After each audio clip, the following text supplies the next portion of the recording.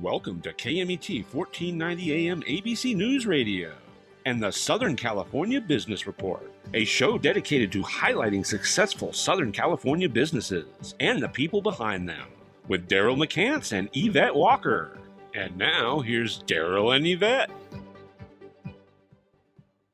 Thank you for joining the Southern California Business Report on ABC News and Talks KMET 1490 AM, 98.1 FM, and KMET TV with Yvette Walker and myself, Daryl McCance. We are live blasting our signal from the center of Southern California, the beautiful Inland Empire, Orange County, and the greater Los Angeles area to our west, the Desert Empire all the way to Arizona to the east, Temecula Valley, Riverside, all the way to San Diego to the south, and our beautiful local mountain communities, Upper Desert all the way to the state line to Nevada. Get us crystal clear live worldwide by going to the Google Play or the Apple App Store and downloading the free KMET smartphone app today. We focus each week on successful Southern California businesses and the people behind them, serving a local population of nearly 25 million residents. Today's show focuses on the businesses and secrets of Southern California's beautiful coastal wildlife. A little clue, we're going to have a little fun talking about sea otters. You're going to get a kick out of it. Before we begin, a special thank you to our team, Mitch, Bill, and Sean at the station, and our amazing advisory group from UCI, Irvine, Bill Morris, School of Business, Jay Kaplan. Catch his show every Friday at 3 p.m. Camilla Rubio, Diana Cavallo, and James Carvin. Special thanks to last week's guest, Mr. Cliff Cummings, owner of the newest gigantic Toyota dealership in Southern California. Over 95,000 square feet of state-of-the-art design, just beautiful. And it's right there at the Interstate 10 and the 215 in the beautiful Inland Empire, San Bernardino, Toyota of San Bernardino. And Yvette Walker later on in the show will talk more about how to download and get that show if you didn't hear it last week. And as customary, Yvette Walker will introduce this week's special guest. Yvette, the microphone is all yours. Thank you so much, Daryl. I am so happy and so excited on this beautiful Southern California day. I can't get enough of the sunshine, but I am so excited, so happy to introduce Mr. Andrew Johnson. He is the California representative of Defenders of Wildlife. For 20 years, Andy managed the Monterey Bay Aquarium's pioneering work with California's threatened sea otter population. He oversaw the rescue and care efforts for stranded animals, facilitated field and in-house sea otter research projects, and promoted collaborations within the sea otter research and conservation community. His efforts included formulating and advancing legislative and policy reform in support of Southern sea otter recovery. In his 40-year career, he has worked on the care, rehabilitation, research, and conservation of more than 30 marine mammal species. At Defenders of Wildlife, Andy focuses on sea otter issues in California, Oregon, Washington, British Columbia, and Alaska, and he covers threats to California's coastal ecosystems and wildlife, such as ocean pollution, fisheries, energy development, human disturbance, and climate change. Andy attended undergraduate and graduate classes in haphazard fashion at 9 colleges and universities before finally obtaining a bachelor's degree from DePaul University. Andy also has expertise in sea otter research and conservation, marine mammal care and rehabilitation, wildlife behavior, state and federal permitting, the Marine Mammal Protection Act, human-wildlife coexistence issues, and wildlife disturbance mitigation. And before joining the Monterey Bay Aquarium, Andy worked as a trainer, performer at the Miami Seaquarium, as Supervisor of Animal Care at SeaWorld San Diego, as Curator of Marine Mammals at the Vancouver Aquarium, and as a private consultant on animal behavior and exhibit design at zoological facilities in the U.S., Canada, Asia, and the UK. Andy has served on the Southern Sea Otter Recovery Implementation Team, the Oiled Wildlife Care Network Advisory Board, the Program Advisory Team and Board of Directors of Sea Otter Savvy, the Board of Directors of the Otter Project, the Board of the Sea Otter Foundation and Trust, and the Board of the American Association of Zookeepers, the San Diego chapter, and various other organizations and agencies have recognized his work, including Friends of the Sea Otter, the U.S. Fish and Wildlife Service, the American Association of Zookeepers, and the Association of Zoos and Aquariums. Thank you so much for joining us today, Andy. Yeah, thanks for inviting me. Yeah, and I noticed when you mentioned, when you said his name, he's given us permission to call him Andy. Yes, he has. So Andrew Johnson is easy, but he made it even easier by letting us call him Andy. So as we talked and discussed the format of our show, we want to focus on you, and that way those that are listening right now can get a better understanding of your background. And Yvette just listed off a huge amount of accomplishments and geographical locations where you've been able to study and perfect your craft.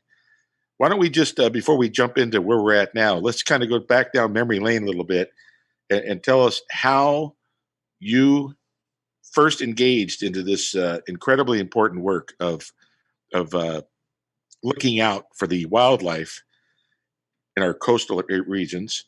So take us down memory lane. Tell us how that all started. Okay, well, as Yvette mentioned, my first job was at the Miami Seaquarium. That's where I grew up. That was the place that we all wanted to work when we were young. And also, as Yvette mentioned, my academic career is a little checkered. So I actually dropped out of college, sort of wayward, wasn't sure what I wanted to do. And just happened to see that there was a job opening at the Miami Seaquarium. So I thought, well, I'm grown up now. Why don't I just give it a try? And so they hired me, and at the Sea Lion show area, and it was not as glamorous as maybe we had imagined, but it was hard work, but it was really enjoyable. And I think the first month I was there, half of the gang at the place I was working got fired, so suddenly I was elevated to a loftier position, much loftier than I was prepared to handle. But you make do, and I learned a lot. And but after a few years there, I was trying to go back to college. I try and find a job at another place, and I guess is what happens with a lot of people. The minute you ask those questions, things start happening. And I ended up driving with a friend out to San Diego. He was going to start law school there, and stopped in at SeaWorld to see what was going on there. And they sort of interviewed me on the spot for a job opening they had in the animal care department. And about 3 weeks later, I was in San Diego working for SeaWorld.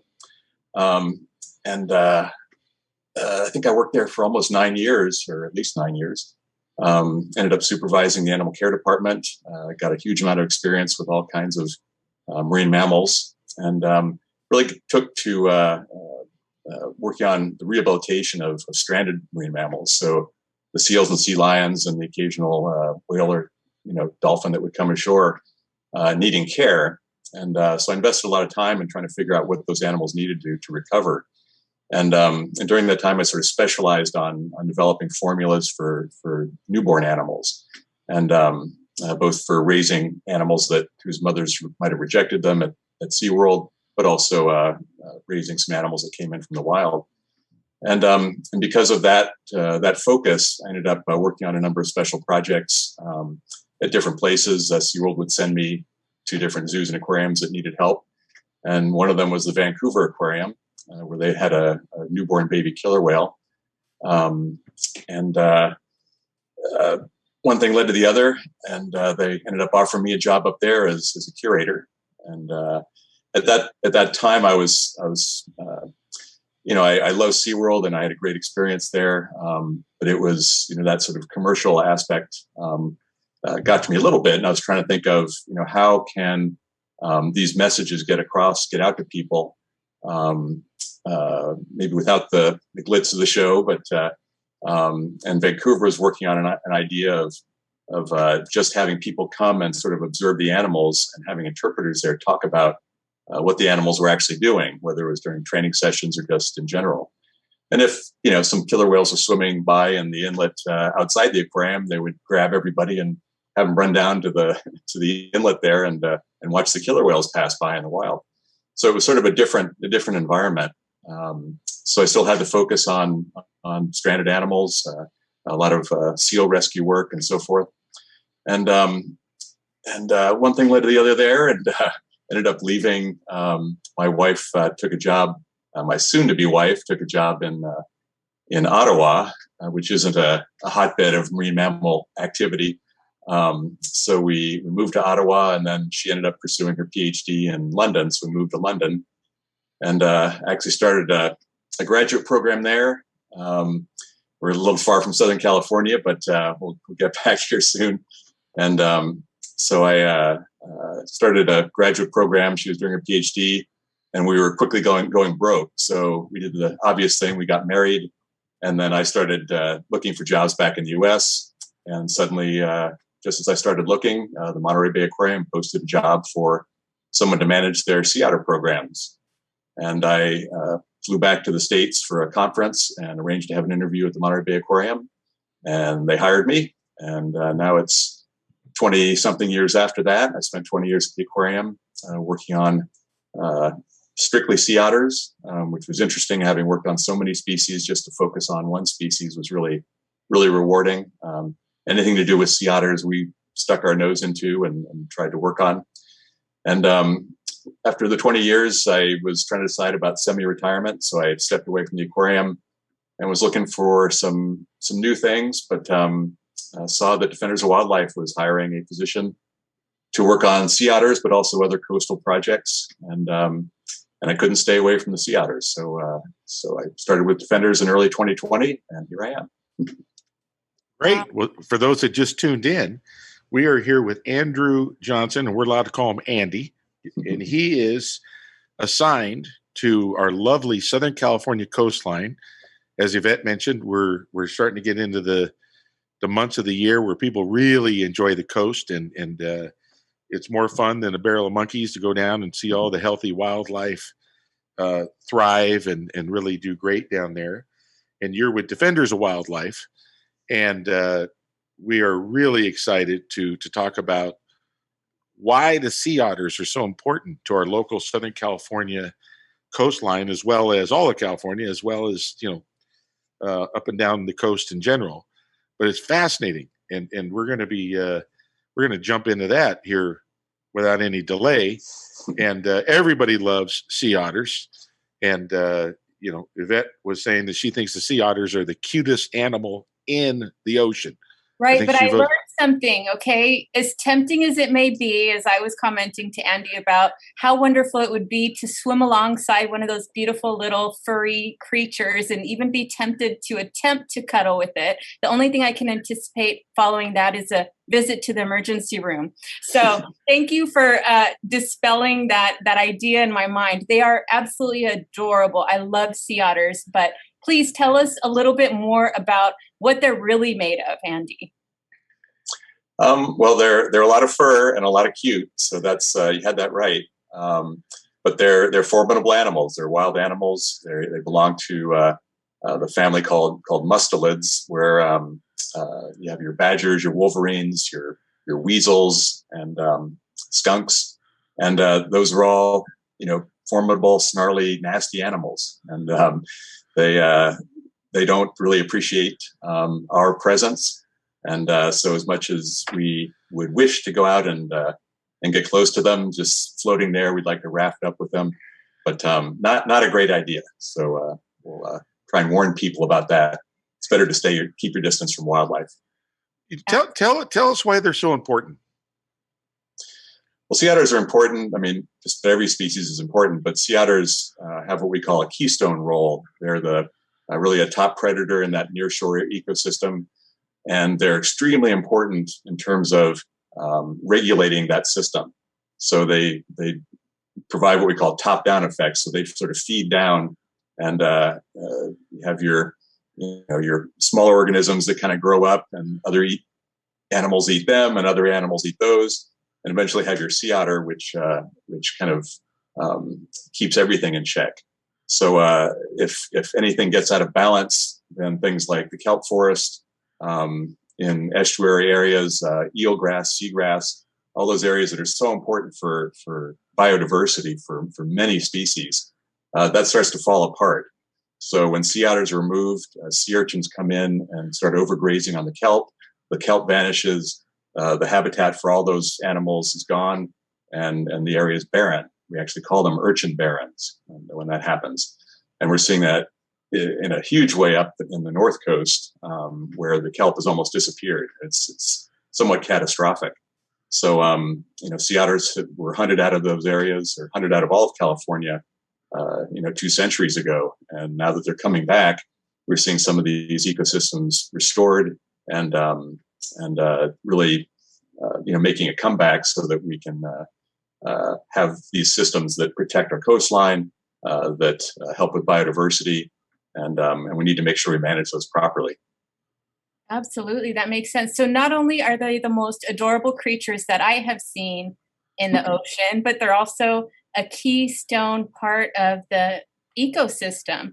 Can you give us a brief overview of maybe the past 10, 15, 20 years of what that ecosystem has looked like for the sea otters, and what those numbers, those trends, what you've been looking out for to make sure that they have the support and the environment that they need to thrive and to continue to be that keystone factor in the ecosystem of our beautiful coastal areas? Sure. Well, sea otters really ranged around the entire Pacific Rim, from Baja up through Southern California, through all of California, Oregon, Washington, British Columbia, Alaska, around to Russia and Japan. And the hunting, you think just within 200 years, even with, travel by boat and the limited transportation they had at those times, really took 200 years, and they killed every sea otter, virtually every sea otter. There were only little pockets of animals left. They thought probably the worldwide population might have been 300,000 sea otters around the Pacific Rim, was reduced to maybe 2,000 animals. So, and in California, we only had about 50 animals that survived in the early 1900s. So the 3,000 animals we have now, or thereabouts, all descended from that small group along the Big Sur coast. Probably just the inaccessibility of that coastline is what saved those animals. So, unfortunately, we don't have sea otters down in Baja anymore. We don't have any really much far south of Point Conception, so they really haven't gotten back to the Santa Barbara area even. So we are trying to figure out why the animals aren't expanding farther north or south right now. It's been a concern of the sea otter biologists, but we do feel it's a success story that sea otters have made such a strong comeback throughout the 20th century.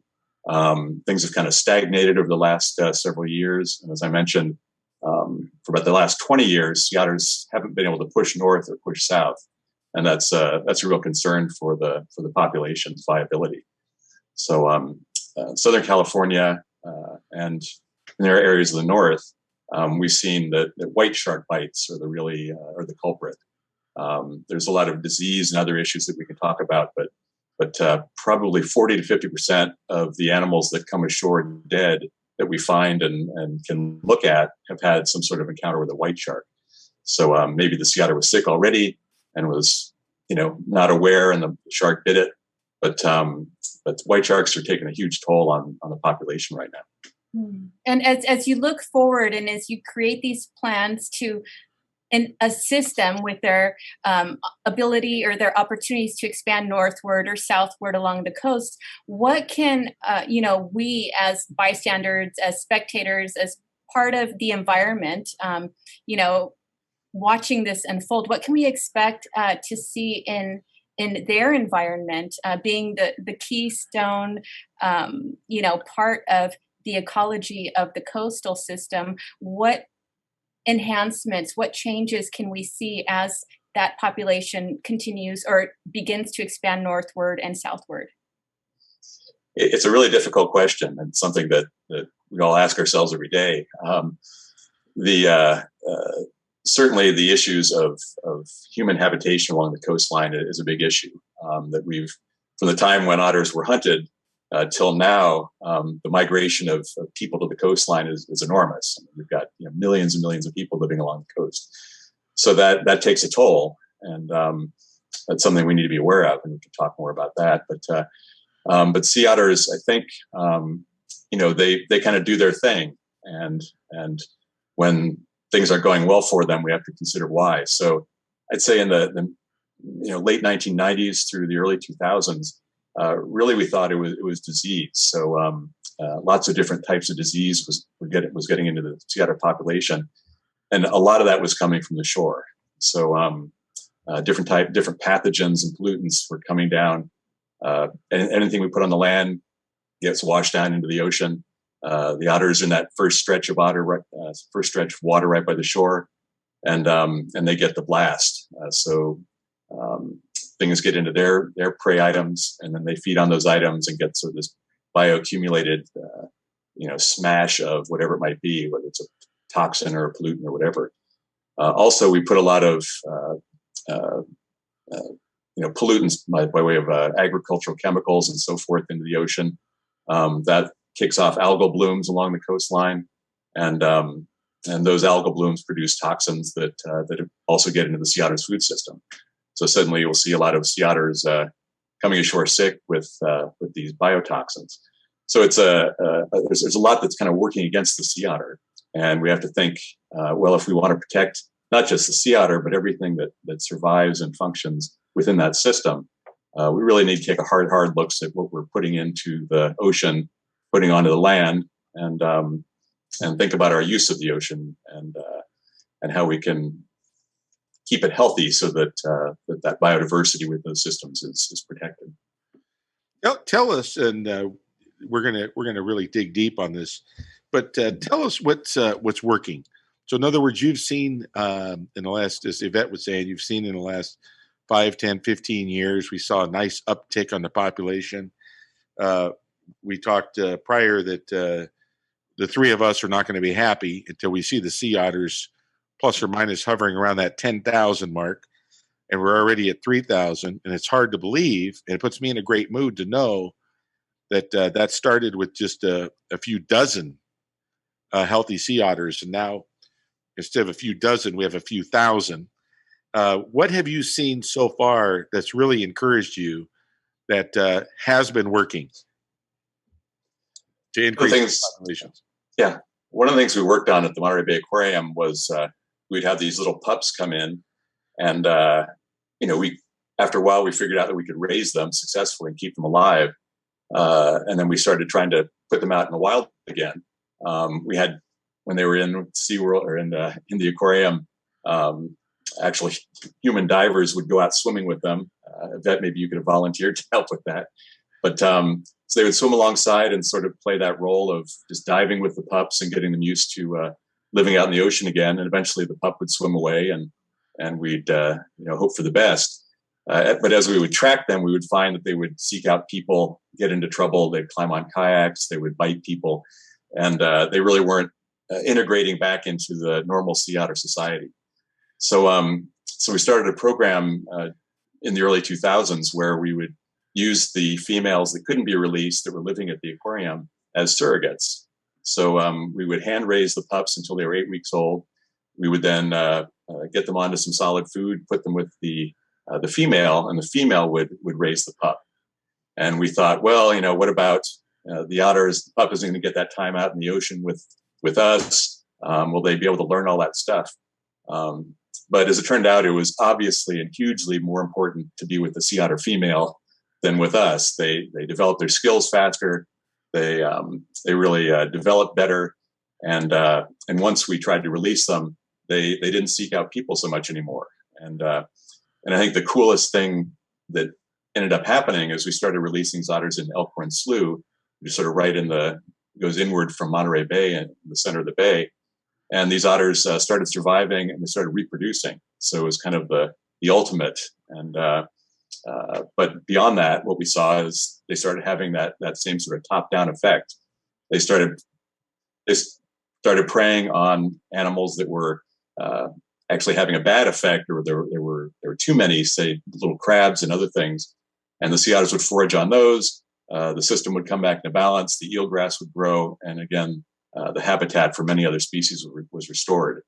So now we're thinking, how can we, kind of push that into other areas? Can we release animals down into Southern California? Can we release animals northward to have that same sort of benefit?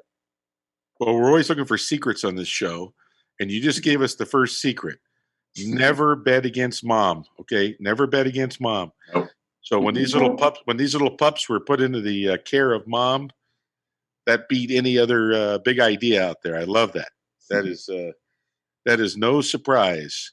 And we'll be going to break here in a little bit. And when we come back from break, I'm excited about this next piece. Yvette Walker and I were talking, and that is, as we have millions of people enjoying the beaches and having fun down there with family and friends and so forth, it turns out there's a lot of things that we can all do easily that's going to have a big impact, a big positive impact. And this show is all about what's succeeding, what opportunities are out there, and what are the secrets. So we've already gotten from Andy one secret, big secret: never bet against mom. The other secret is we went from 3 dozen animals in all of California up to 3,000 animals, and he's focused on getting it to 10,000.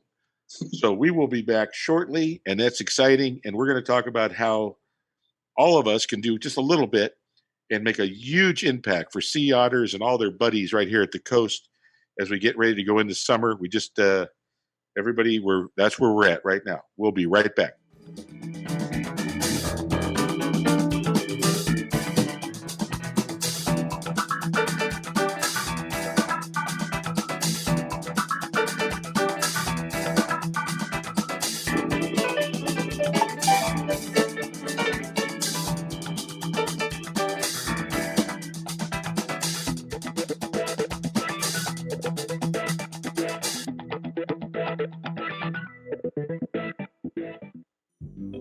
Join Daryl McCance and Yvette Walker each Tuesday at 4 p.m. on ABC News Radio, KMET, and Internet KMET TV for the Southern California Business Report. The show highlights successful businesses and individuals behind them. Daryl and Yvette interview the incredible people managing these enterprises that range from awe-inspiring sole proprietors to world-renowned organizations. The Southern California Business Report, Tuesdays at 4 p.m. on KMET AM, FM, and Internet KMET TV.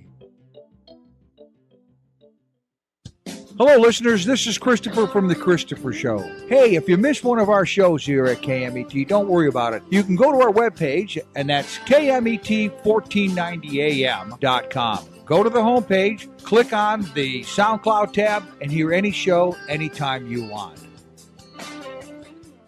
The University of La Verne is rated first in California for alumni satisfaction. Learn more about accelerated programs offered online and on campus in La Verne, Irvine, Ontario, Burbank, or College of the Canyons. Visit go.laverne.edu. The University of La Verne.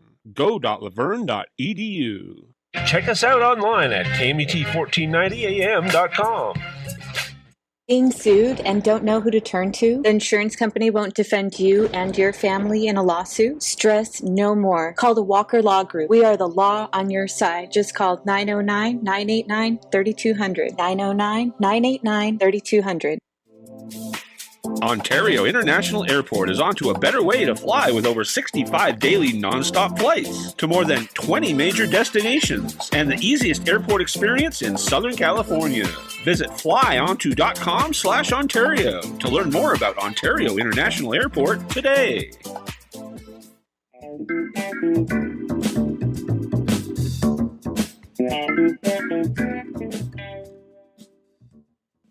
Welcome back, and thank you for joining the Southern California Business Report. Today we have Andrew Johnson, a.k.a. Andy, joining us, Yvette Walker and myself, Daryl McCance, and we are talking about the beautiful Southern California coastal wildlife. And we have a particular focus on the cutest animal in the ocean, which is the beautiful little sea otter. And no one knows more about that beautiful little animal than Andy. And before we went to break, we said when we got back, we were going to talk about what all of us can do to help the sea otter population, which in modern times, really, if you're going to be honest, got all the way down to 36 animals in California. When you think of over the thousands of years to get down to that small, because they were at one time hunted. Now we're up to 3,000, and we want to be nervous until we get up to 10,000 and repopulate it up and down the coast. And as I said before we went to break, we promised that when we got back, we would talk about what it is that we can do as residents here in Southern California to make sure that not only do we have the beautiful beaches, which we do, that we can also have beautiful, healthy, wonderful wildlife enjoying those beach communities. So tell us, Andy, what can the listener do, small, medium, or large, that will really help the sea otter and all their buddies out there, big and small, based on all of your experience over the decades?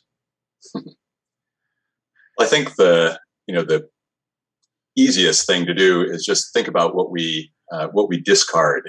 That things that we just dump on the land, things that we throw away.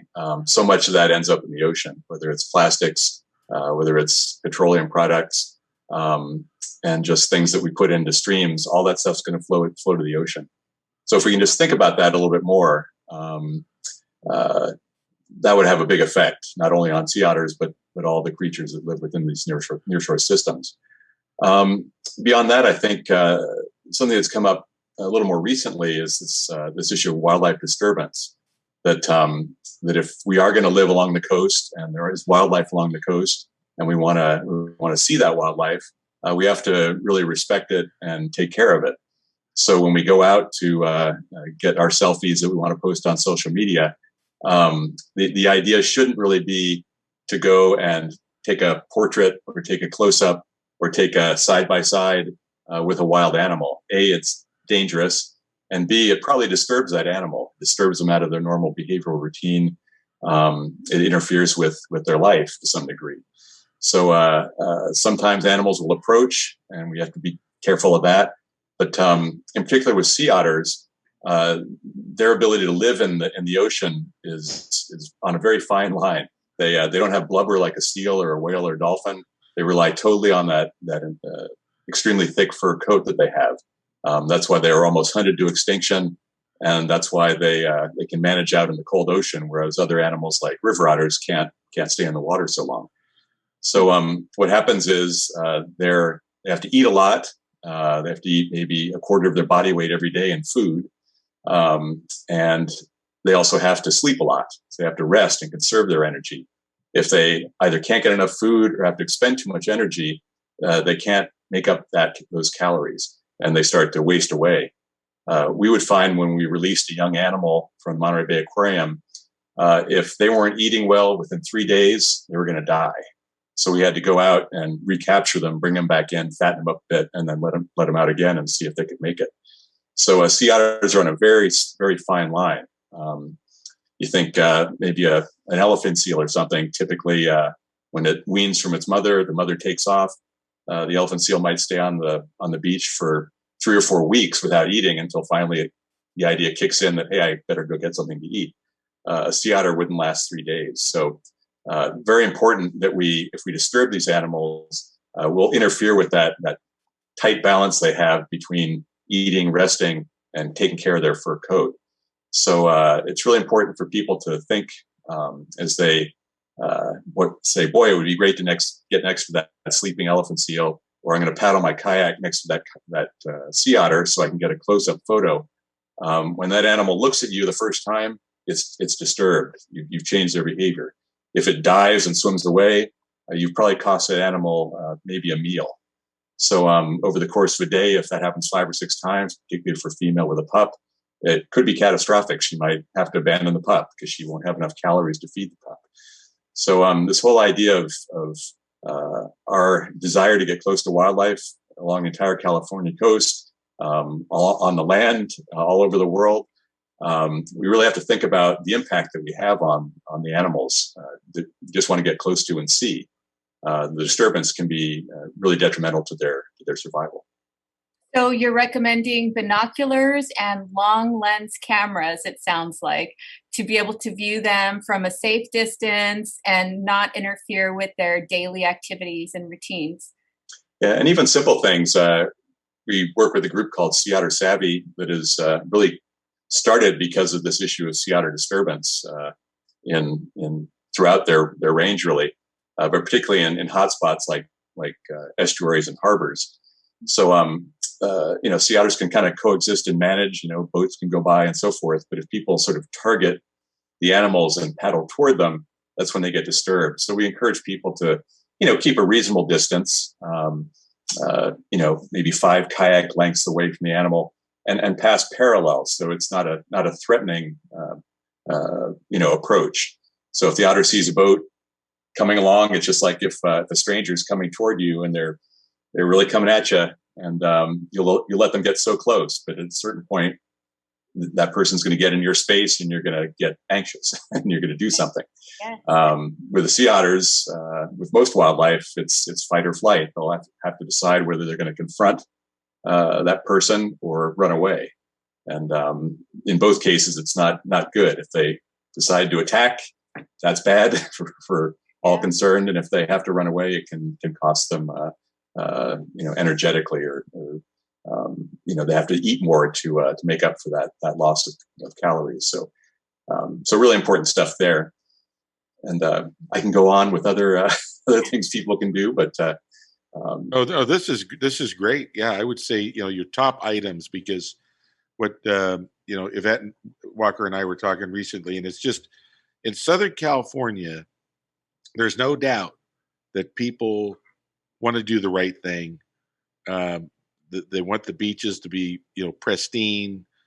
I think that people from all over the world will look at our beaches and they're just really impressed. And I think that there's a lot of people that are very concerned about the environment and want to be as responsible as possible.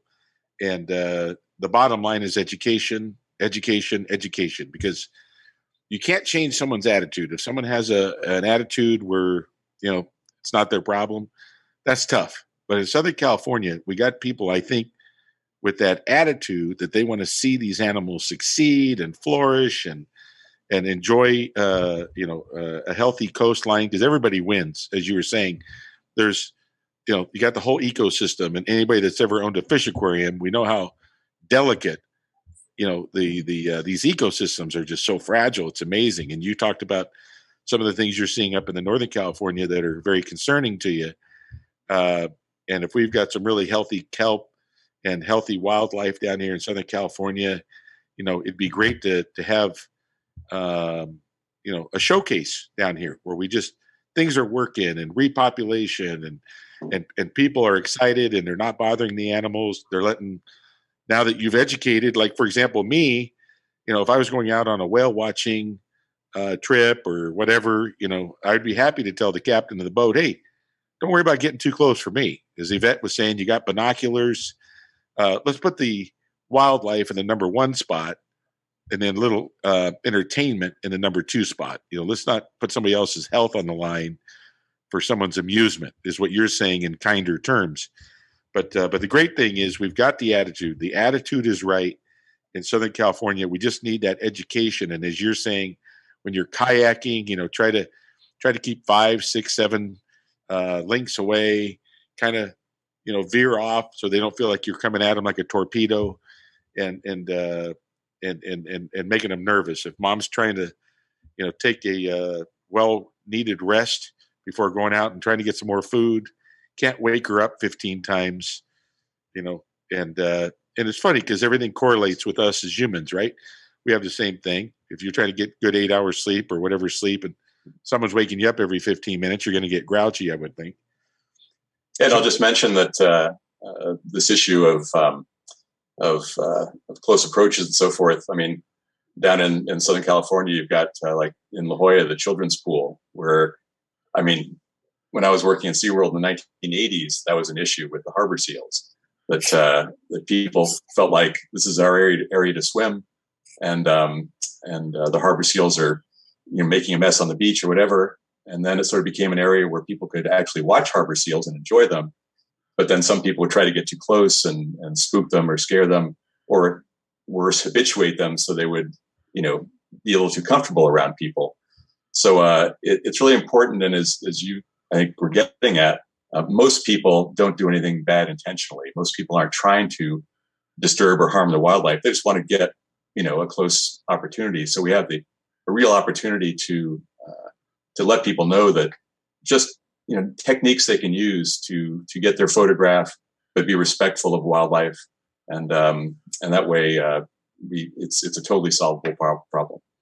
Absolutely. And as I mentioned earlier, and Daryl McCance agrees that sea otters are just absolutely adorable. I fall in love with them just by looking at them and cuddling with one another and floating so peacefully.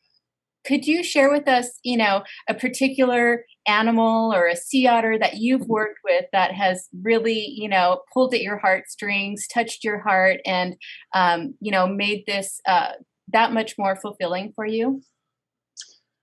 Sure. I mean, over the years, there too many stories to tell, but I have two sea otters that were just amazing. And the first is an animal that we called Tula, who had a seizure disorder when she came into the Monterey Bay Aquarium. And we couldn't, in good faith, release her because she would go out, she wouldn't be able to forage, and she would die within a few days. So we kept her on and treated her seizure disorder with medication. And she was actually the first mother who we decided to put a pup with and see if she would raise it as her own. And she did. And that sort of kicked off the whole surrogate rearing program at the Monterey Bay Aquarium. So she must have reared 15 or 16 pups over an extended, many years, obviously. But so that was one, just an amazing otter. Another is an animal called Selka, who came in as a pup, was raised. I can't remember who her mother was. I don't think it was Tula, but she was raised. We released her. She didn't quite make it. She came back. We released her again. She got bitten by a shark. She came in. We almost had to put her to sleep, but we sewed her up and fixed her up, and she went back out for release. And I think she was a little too friendly toward people, so we brought her back in. Then we sent her to Long Marine Lab up at UC Santa Cruz, where she participated in sensory research projects. The trainers there figured out about how they use their whiskers in sensing for food, how they use their paws, and discriminate smaller objects. And then finally, she came back to Monterey Bay Aquarium, where now she's starting to raise pups of her own.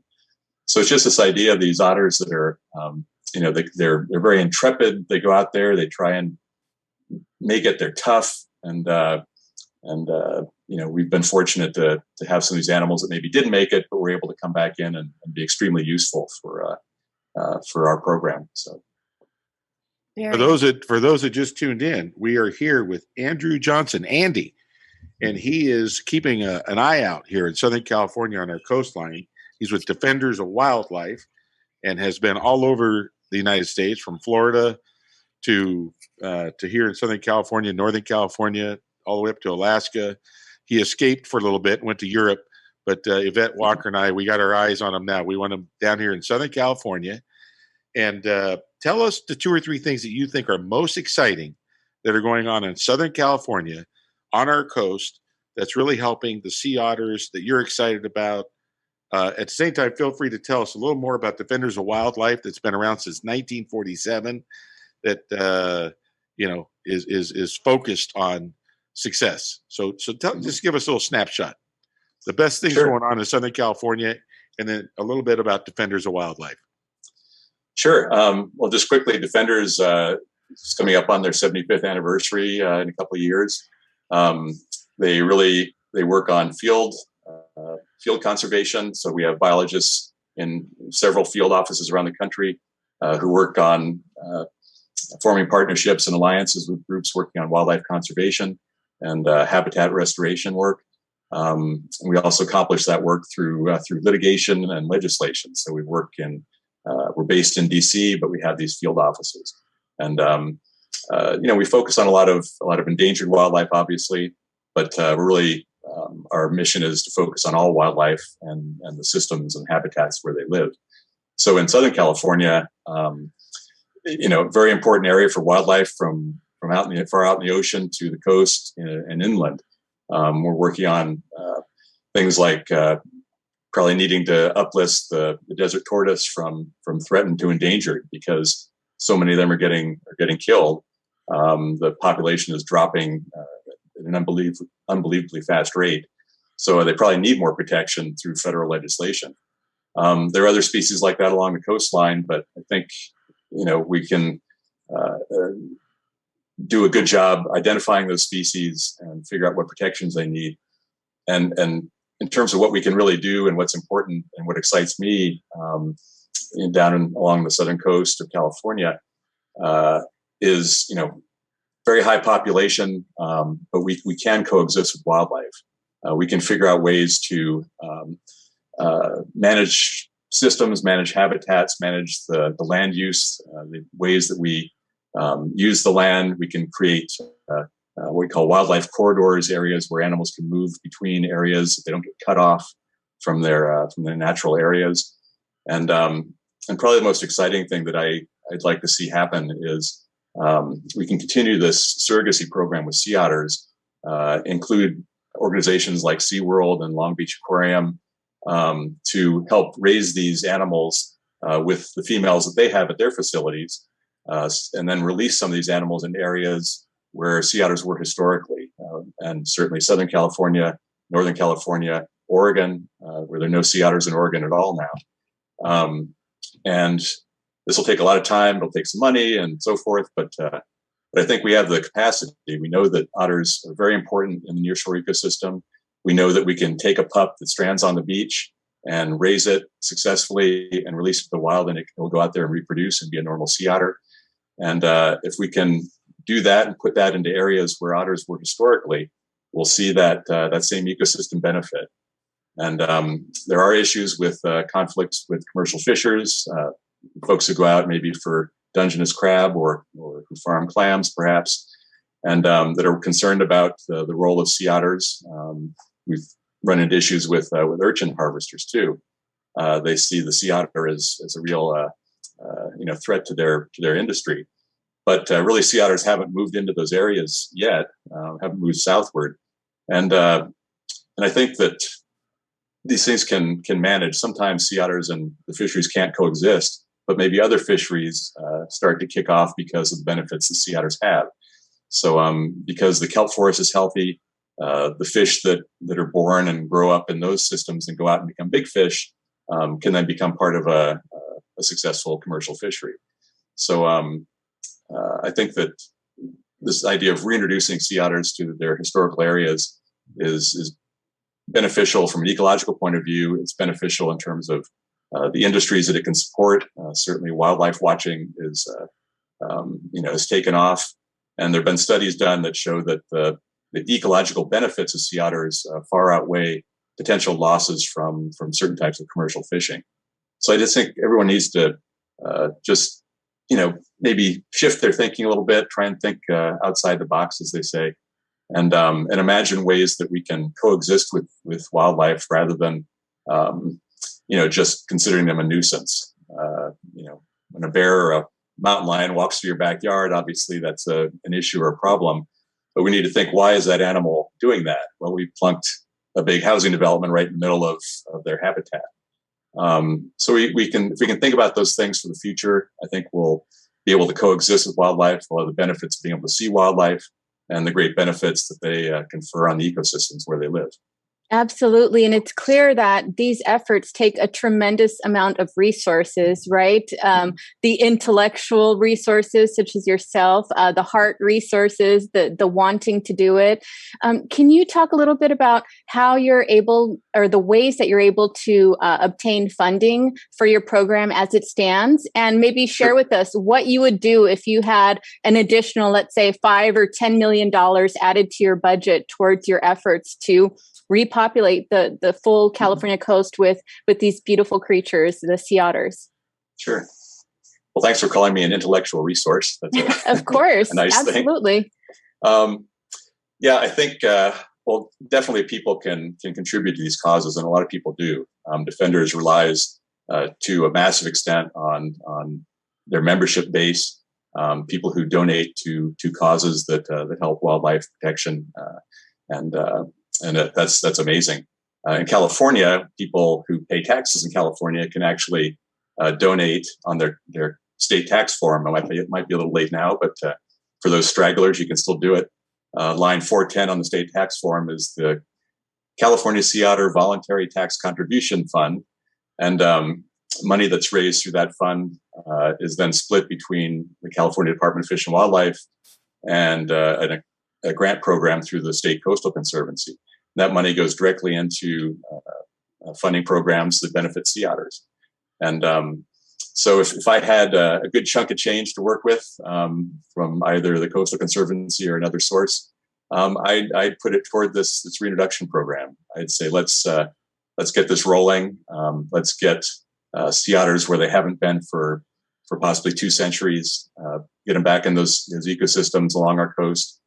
Get them back up into Oregon, and just sort of watch them become part of those systems and make them healthy. The kelp forest is extremely, and even eelgrass beds, extremely important for sequestering carbon, for as I mentioned, for biodiversity, for growing out young animals, and those cycles need to continue. So sea otters are healthy. Generally, we can think that the nearshore coast is going to stay healthy as well. That is awesome. Well, Yvette, you're going to let us know how in the future, for those that were listening today, if you know someone that would be excited about knowing more and hearing this interview today with Andrew Johnson, Defenders of Wildlife. Why don't you share with us how we do that, Yvette? Sure. It's just as it was last week. Everybody, please look for us on Facebook, YouTube, LinkedIn, and Instagram. Check us out on scbrtalk.com. And don't forget to download the free live streaming app on Google Play or the Apple App Store.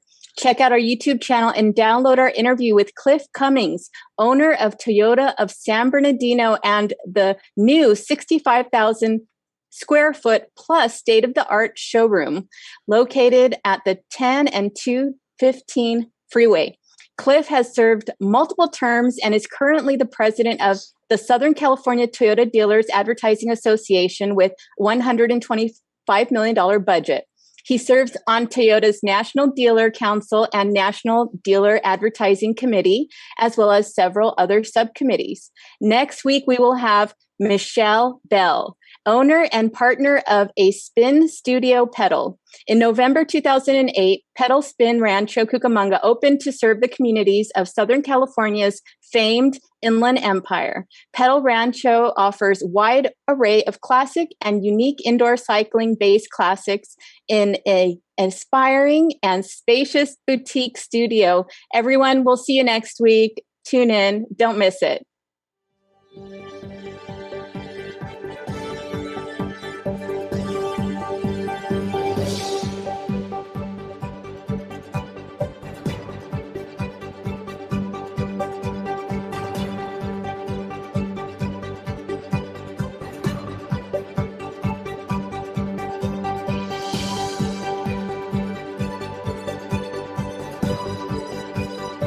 This has been the Southern California Business Report with Daryl McCance and Yvette Walker on KMET 1490 AM ABC News Radio, a show dedicated to highlighting successful Southern California businesses and the people behind them.